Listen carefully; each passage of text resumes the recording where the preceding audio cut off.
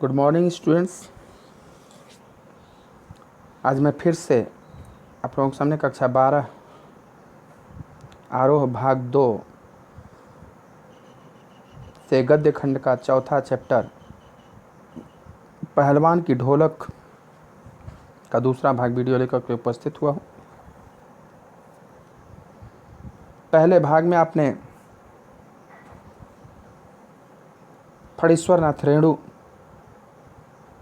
के बारे में जाना, जो कि एक आंचलिक उपन्यासकार जिनका जन्म 4 मार्च 1921 में बिहार के पूर्णिया जिला के औराही हिंगना नामक गांव में हुआ। वो एक आंचलिक उपन्यासकार के रूप में फेमस हैं। सरकार द्वारा उन्हें पद्मश्री पुरस्कार भी दिया गया। यह जो पाठ पहलवान की ढोलक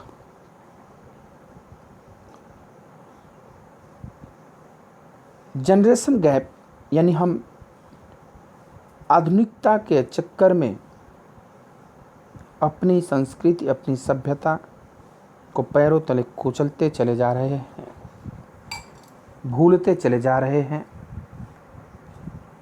और नई व्यवस्था, नई परंपरा को लागू करने के चक्कर में हम अपनी पुरानी परंपराओं को नष्ट करते चले जा रहे हैं।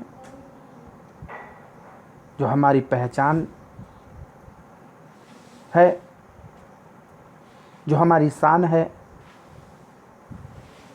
उसको हम भूलते चले जा रहे हैं। प्रस्तुत पाठ पहलवान की ढोलक।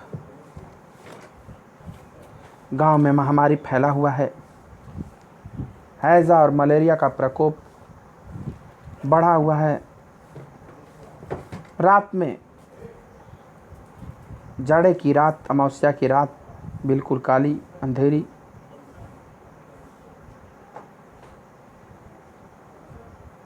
और सन्नाटा चारों तरफ।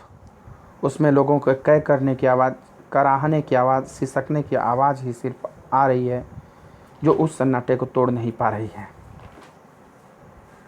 सियारों का क्रंदन करना, उल्लुओं का बोलना, कुत्तों का रोना, ये सारे अपशगुन वाले ही काम वहाँ पर सुनाई दे रहे हैं। ये सब भी उस सन्नाटे को भेद नहीं पा रहे हैं। उस सन्नाटे को भेदने का काम, प्रयास पहलवान की ढोलक कर रही है, जो रात भर एक स्वर में बजती रहती है। संध्या से लेकर के सुबह होने तक चढ़दा गिरदा, चढ़दा गिरदा, यानी आजा भिड़ जा, आजा भिड़ जा, चटाक चढ़दा, चटाक चढ़दा, उठा पटक दे, उठा पटक दे। यही धुन रात भर बजती रहती है, जो कि लोगों के मृत पड़े शरीर में संजीवनी का काम करते हैं। लोगों में उठने का शक्ति नहीं है, बोलने का शक्ति नहीं है, लेकिन पहलवान के ढोलक को सुन करके थोड़ी सी उनमें ऊर्जा आ जाती है, जीने की हिम्मत बढ़ जाती है। यहाँ तक आपने पहले भाग में देखा था। अब आज है पहलवान की ढोलक। लुट्टन पहलवान, जो कि कहता है कि मुझे होल इंडिया जानती है। उसकी होल इंडिया की सीमा शायद ज़िले की एक सीमा के बराबर हो। ज़िले भर के लोग उसके नाम से अवश्य परिचित हैं। वो इतना नामी पहलवान है, इतना विख्यात पहलवान है कि ज़िले भर के लोग तो उसको जानते ही हैं।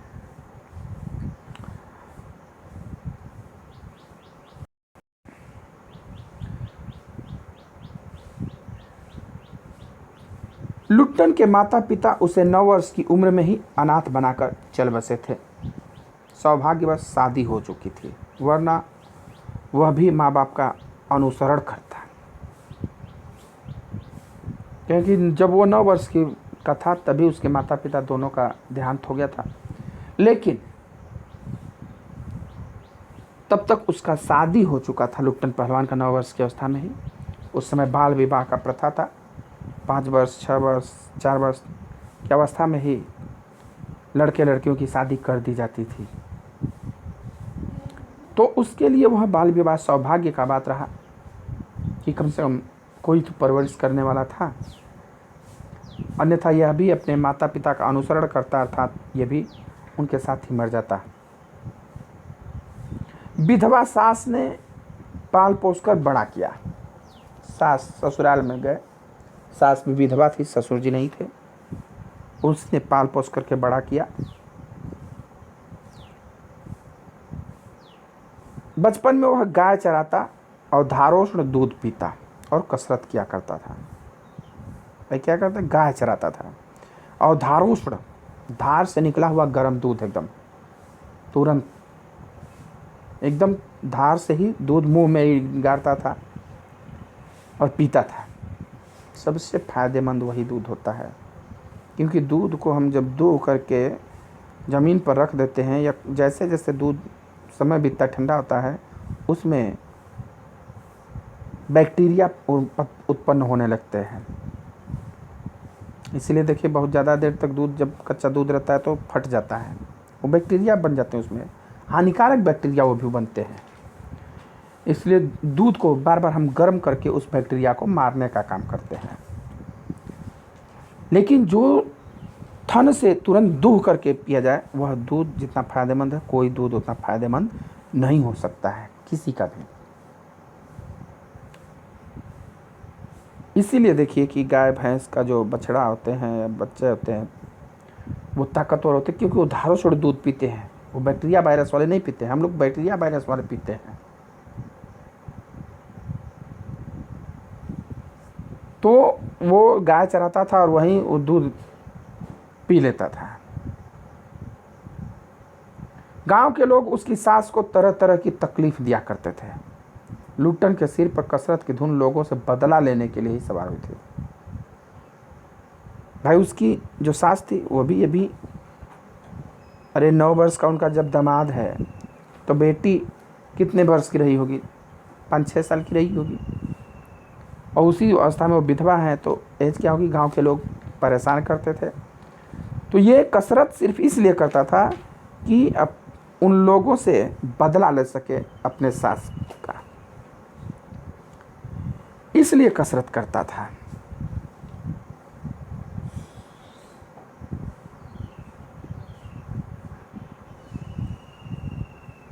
नियमित कसरत ने किशोरावस्था में ही उसके सीने और बाहों को सुडौल तथा मांसल बना दिया था।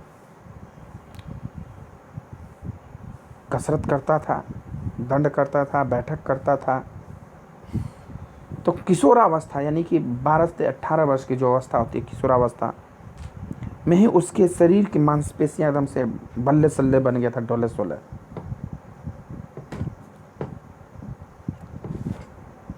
गांव में सबसे अच्छा पहलवान समझा जाने लगा। जवानी में कदम रखते ही वह गांव में सबसे अच्छा पहलवान जानना जाने लगा कि सबसे अच्छा पहलवान हो गया था, कोई इसके टक्कर का नहीं था।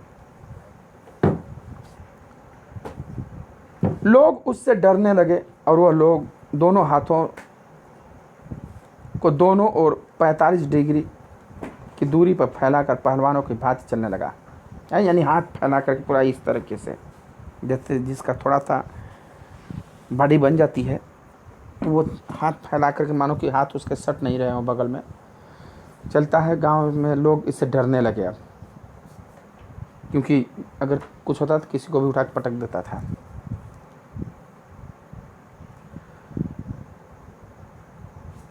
वह कुश्ती भी लड़ता था। एक बार वह दंगल देखने श्यामनगर मेला गया था। दंगल देखने के लिए मेला गया था। मेले में दंगल होते थे, पहले दंगल बहुत होते थे। दंगल यानी कुश्ती का टूर्नामेंट जिसको कह लीजिए। अब तो बहुत कम ये परंपरा हो गई है, नहीं तो पहले लगभग हर गांव में 1-1, 2-2 अखाड़े होते थे, जिस पे कि गांव के लड़के, जवान, बुजुर्ग तक मट्टी लगा करके शरीर में कसरत किया करते थे। अब तो कसरत दूर, लोग जाते हैं जिम में, बस बॉडी बनाते हैं, कसरत के दाव पे नहीं जानता कोई। तो मेला गया था कुश्ती देखने। पहलवानों की कुश्ती और दाव पेच देखकर उससे नहीं रहा गया। जो कलाकार होता है और कहीं कला का अपमान होता है तो वह उससे बर्दाश्त नहीं होता है, वह भी उसमें लग जाता है। चल रहा था वहाँ कुश्ती।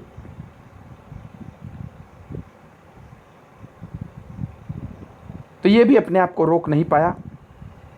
जवानी की मस्ती और ढोल की ललकारती हुई आवाज़ ने उसकी नसों में बिजली उत्पन्न कर दी।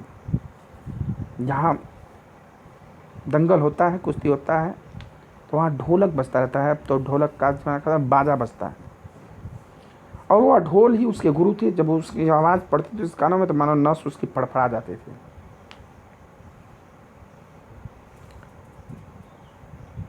उसने बिना कुछ सोचे समझे दंगल में शेर के बच्चे को चुनौती दे दी।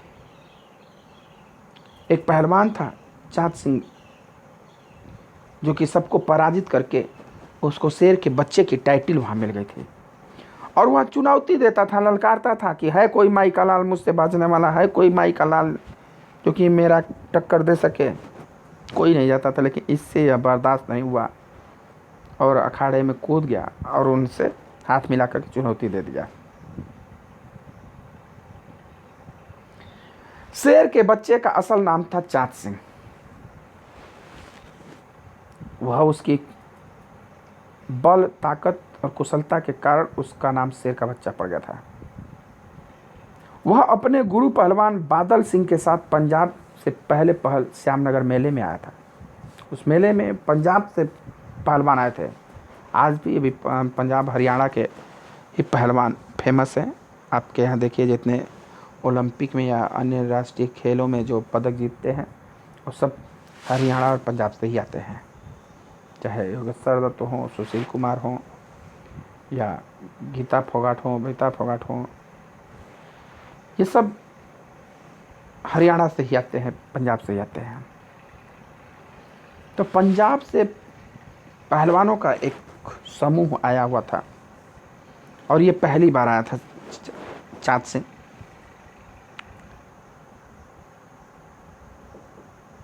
सुंदर जवान, अंग प्रत्यंग से सुंदरता टपक पड़ती थी।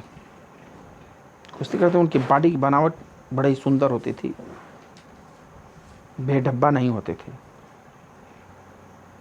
3 दिनों में ही पंजाबी और पठान पहलवानों के गिरोह ने के अपनी जोड़ी और उम्र के सभी पट्टों को पछाड़कर उसने शेर के बच्चे की टाइटल प्राप्त कर ली थी। 3 दिन से कुश्ती चल रहा था और सारे जितने भी उसके उम्र के या उसके वजन के बराबर कुश्ती जो होती है उम्र और वजन से होती है। कुश्ती उम्र और वजन के हिसाब से होती है। ये नहीं कि कोई किसी से एक बच्चा जाए, एक हट्टा कट्टा जाए, बच्चे से बच जाए या बुजुर्ग से बच जाए, नहीं। तो अपने उम्र और वजन के जितने भी वहाँ पहलवान थे सबको पराजित कर चुका था और उसे शेर के बच्चे की टाइटल मिल गई थी।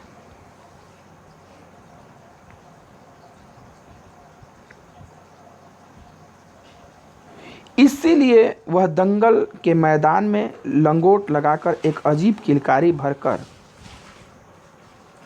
छोटी दुल्की लगाया करता था। अब कोई उससे भाजने वाला नहीं था तो लंगोट पहन करके अपना ताल ठोकते हुए है कोई माई का लाल, है कोई माई का लाल, और बार बार बीच बीच में डुलकी माना, इन कलैया मारना जिसको हम कहते हैं ना, सर के बल उलटना।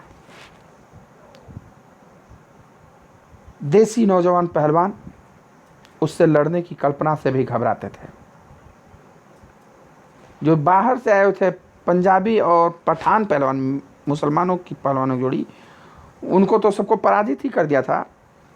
जो इधर गांव गिराव के लोकल पहलवान थे वो तो उसके नाम से ही घबराते थे, बाजने की तो कल्पना भी नहीं करते थे।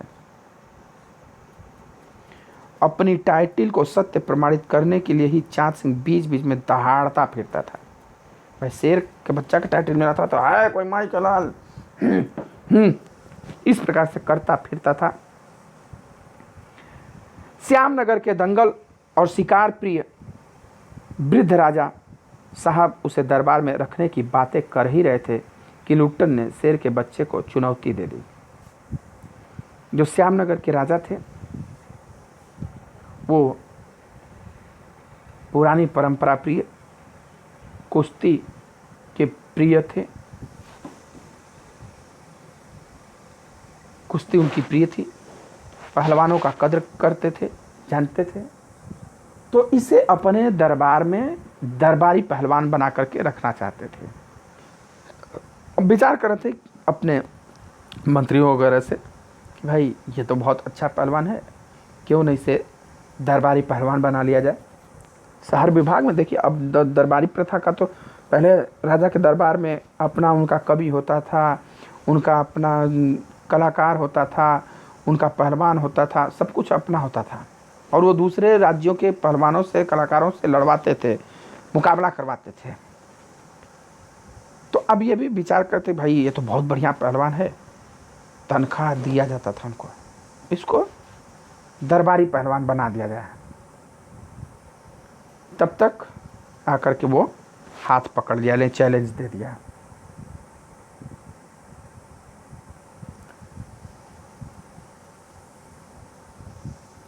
सम्मान प्राप्त चाँद सिंह पहले तो किंचित उसकी स्पर्धा पर मुस्कुराया, फिर बाज की तरह उस पर टूट पड़ा।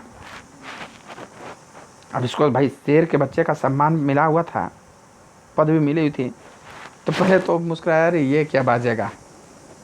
अब फिर तुरंत उस पर टूट पड़ा कि इसको एक झटके में ही गिरा दें, कुश्ती खत्म।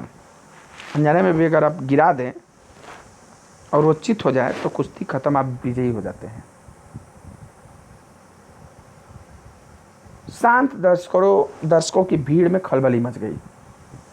अभी जो दर्शक शांत थे, सब दर्शक उसकी ही कुश्ती देखने के लिए आते थे, और उसकी कुश्ती का कोई जोड़ मिल नहीं रहा था, तो सभी शांत थे कि अचानक उसे चुनौती देते लुट्टन पहलवान को देख सब में खलबली मच गई।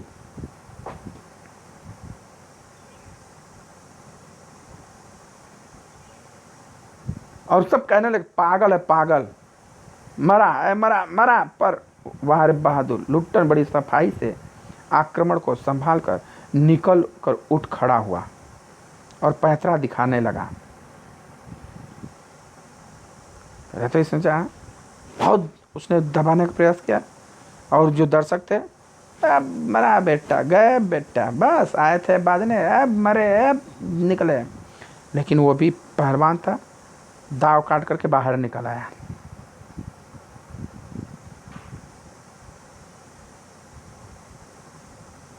राजा साहब ने कुश्ती बंद करवाकर लुट्टन को अपने पास बुलवाया और समझाया, क्योंकि राजा साहब अब तो उसे अपना दरबारी कवि बनाने की सोच लिए थे कि तो भाई अब उससे कोई बात देता है तो बड़ा बेइज्जती होता। तो कुश्ती रुकवा दिए और लुट्टन पहलवान को बुलाया अपने पास और समझा कि अंत में उसकी हिम्मत की प्रशंसा करते हुए 10 रुपये का नोट देकर कहने लगे कि जाओ और मेला देखकर खा पी करके घर चले जाओ। 10 रुपये का नोट उस समय के लिए बहुत था, आज के ज़माने का कम से कम 1000 रुपये का होगा, 1000-2000 का कीमत। राजा बोला कि तो सुनो, क्या इससे बाज रहे हो, पटक देगा, बेइज्जती हो जाएगी तुम्हारी, ये 10 रुपया लो और जाओ, खाओ पियो, मेला घूमो, चले जाओ घर।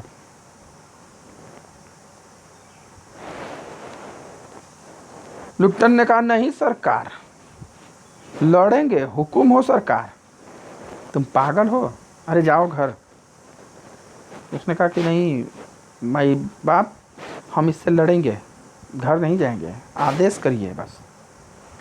मैनेजर साहब से लेकर सिपाहियों तक ने धमकाया, देह में गोश्त नहीं, लड़ने चला है शेर के बच्चे से। सरकार इतना समझा रहे हैं तो समझ में नहीं आ रहा है, भाग यहाँ से। सब हड़का रहे थे उसको। दुहाई सरकार, पत्थर पर माथा पटक कर मर जाऊंगा, लेकिन मैं जाऊंगा नहीं, मुझे आदेश दीजिए, मिले हुक्म। वह हाथ जोड़कर गिड़गिड़ाता रहा था। कह रहे भाई माय लॉर्ड, मुझे आदेश बस दीजिए लड़ने की, नहीं तो मैं यहीं पर सर पटक पटक कर पत्थर पर मर जाऊंगा, लेकिन जाऊंगा नहीं बिना लड़े उससे। भीड़ अब अधीर हो रही थी। जो भीड़ थी यह भी अब चाँद सिंह का प्रशंसक बन गया था। वह भी अब धैर्य खो रहे थे, क्या इसे अनुमति मिलेगी बाजने की, कुश्ती लड़ने की, इसे अनुमति मिलेगी, या ऐसे ही ये अभिजीत रहेगा। पंजाबी पहलवानों की जमायत क्रोध से पागल होकर लुट्टन पर गालियों की बौछार कर रही थी। जमायत यानी कि जो समूह था, झुंड था, वो सब एकदम गुस्से में लाने, और जी कहाँ से आ गया ये, गालियां दे रहे थे उसको बार बार। दर्शकों की मंडली उत्तेजित हो रही थी। कोई कोई लुट्टन के पक्ष में चिल्ला उठता था, उसे लड़ने दिया जाए, लड़ने दिया जाए। तब विवश होकर राजा साहब ने आज्ञा दे दी, लुट्टन लड़ने दो। ठीक है, अब आज के वीडियो में इतना ही। और फिर अगले भाग में हम जल्दी ही लेकर के आएंगे, आपको आगे की कहानी बताएंगे। अगर वीडियो अच्छा लगे तो इसको अपने दोस्तों के साथ शेयर और लाइक ज़रूर करिए। वीडियो में कोई समस्या हो तो आप हमसे कमेंट करके, फ़ोन करके पूछ सकते हैं। धन्यवाद।